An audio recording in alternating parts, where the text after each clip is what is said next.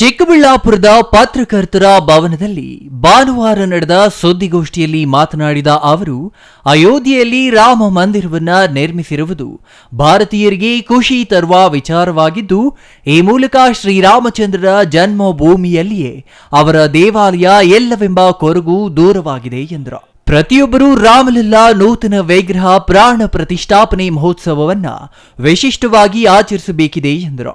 ಪರಿಷತ್ತಿನ ಕೋಲಾರ ವಿಭಾಗ ಕಾರ್ಯದರ್ಶಿ ಗೌರಿಶಂಕರ್ ಮಾತನಾಡಿ, ಜನವರಿ 22ರ ಮಧ್ಯಾಹ್ನ 1 ಗಂಟೆಗೆ ರಾಮಲಲ್ಲಾ ನೂತನ ವಿಗ್ರಹದ ಪ್ರಾಣ ಪ್ರತಿಷ್ಠಾಪನೆ ನಡೆಯಲಿದ್ದು, ಅಂದು ಶ್ರೀರಾಮನ ಭಕ್ತರು ಗ್ರಾಮಸ್ಥರು ದೇವಾಲಯವೊಂದರಲ್ಲಿ ಸೇರಿ ಪ್ರಾಣ ಪ್ರತಿಷ್ಠಾಪನೆ ಮಹೋತ್ಸವ ಪ್ರೊಜೆಕ್ಟರ್ ಎಲ್ಇಡಿ ಪರದೆಯಲ್ಲಿ ವೀಕ್ಷಿಸುವ ಜೊತೆಗೆ ತಾರಕ ಮಂತ್ರ ಪಠಣೆ, ಪ್ರಸಾದ ವಿನಿಯೋಗ ಮಾಡುವ ಕುರಿತು ವಿಎಚ್ಪಿಯಿಂದ ಜಾಗೃತಿಯನ್ನ ಮೂಡಿಸುವುದಾಗಿ ಹೇಳಿದರು.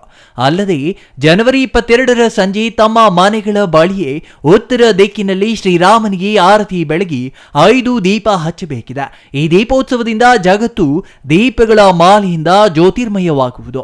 ಜೊತೆಗೆ ಅಯೋಧ್ಯೆಯ ಮಂತ್ರಾಕ್ಷತೆ, ಶ್ರೀರಾಮ ಮಂದಿರದ ಭಾವಚಿತ್ರ ಹಾಗೂ ಕರಪತ್ರಗಳನ್ನು ಪ್ರತಿ ಮನೆಗೂ ತಲುಪಿಸಿ ಜಾಗೃತಿ ಮೂಡಿಸುವ ಕಾರ್ಯ ವ್ಯವಸ್ಥಿತವಾಗಿ ಮಾಡಲು ಶ್ರೀರಾಮ ಜನ್ಮಭೂಮಿ ಸಂಪರ್ಕ ಅಭಿಯಾನವನ್ನ ಹಮ್ಮಿಕೊಳ್ಳುವುದಾಗಿ ತಿಳಿಸಿದ್ರು. ಆಮೇಲೆ ಗೊತ್ತಾಯಿತು ಅದು ನಿಜ ಅಂತ. ನಿಮಗೆಲ್ಲ ಗೊತ್ತೇ, ಚರಿತ್ರೆಯನ್ನು ನಾವು ತಿರುಗಿ ಹಾಕಿ ನೋಡಿದಾಗ 1525-29 ಕಾಲದಲ್ಲಿ ಬಾಬರ್ ಒಬ್ಬ ಮೊಘಲ ರಾಜ ಭಾರತ ದೇಶಕ್ಕೆ ಆಕ್ರಮಣ ಮಾಡೋಕ್ಕೆ ಬರ್ತಾರೆ. ಅವನ ಒಬ್ಬ ದಂಡಾಧಿಕಾರಿಯಾಗಿರೋಂತಹ ಮೀರ್ ಬಾಕಿ ಅನ್ನೋನು ಅಯೋಧ್ಯೆಯಲ್ಲಿ ಒಂದು ಮಂದಿರ ಇರ್ತಾರೆ, ರಾಮ ಮಂದಿರ ಇರ್ತಾರೆ, ಭವ್ಯವಾದ ರಾಮ ಮಂದಿರ ಇರ್ತಾರೆ. ಆ ರಾಮ ಮಂದಿರವನ್ನು ಕೆಡವಿ ಬಾಬರಿ ಮಸೀದಿಯನ್ನು ಕಟ್ತಾರೆ.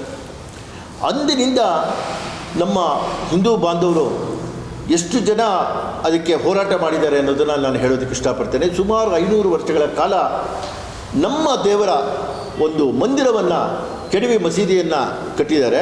ಆ ರಾಮ ಮಂದಿರಗೋಸ್ಕರ ಸುಮಾರು 500 ವರ್ಷಗಳ ಕಾಲ ನಮ್ಮ ಹಿಂದೂ ಬಾಂಧವರು ಹೋರಾಟವನ್ನು ಮಾಡಬೇಕಾಗ್ತದೆ. 1525ರಿಂದ ಇಲ್ಲಿವರೆಗೆ ನಿಜ ಹೇಳಬೇಕು ಅಂದರೆ 2 ಲಕ್ಷ ಜನರು ಹಿಂದೂ ಬಾಂಧವರು ಪ್ರಾಣತ್ಯಾಗ ಮಾಡಿದ್ದಾರೆ ರಾಮನ ಮಂದಿರಕ್ಕಾಗಿ. ಈಗ ನಿಮಗೆಲ್ಲ ಗೊತ್ತೇ ಇದೆ, ಜನವರಿ 22ರಂದು ಆ ಒಂದು ಹಿಂದೂಗಳ ಬಲಿದಾನ ಸಾರ್ಥಕವಾಗಿ ಈ ದಿನ ರಾಮ ಮಂದಿರ ಅಲ್ಲಿ ಪ್ರತಿಷ್ಠಾಪನೆ ಆಗ್ತದೆ. ಶ್ರೀರಾಮ ಜನ್ಮಭೂಮಿ ಸಂಪರ್ಕ ಅಭಿಯಾನದ ಜಿಲ್ಲಾ ಸಂಚಾಲಕ ಬಾಲಕೃಷ್ಣ ಹಾಗೂ ಇನ್ನೂ ಹಲವರು ಹಾಜರಿದ್ದರು.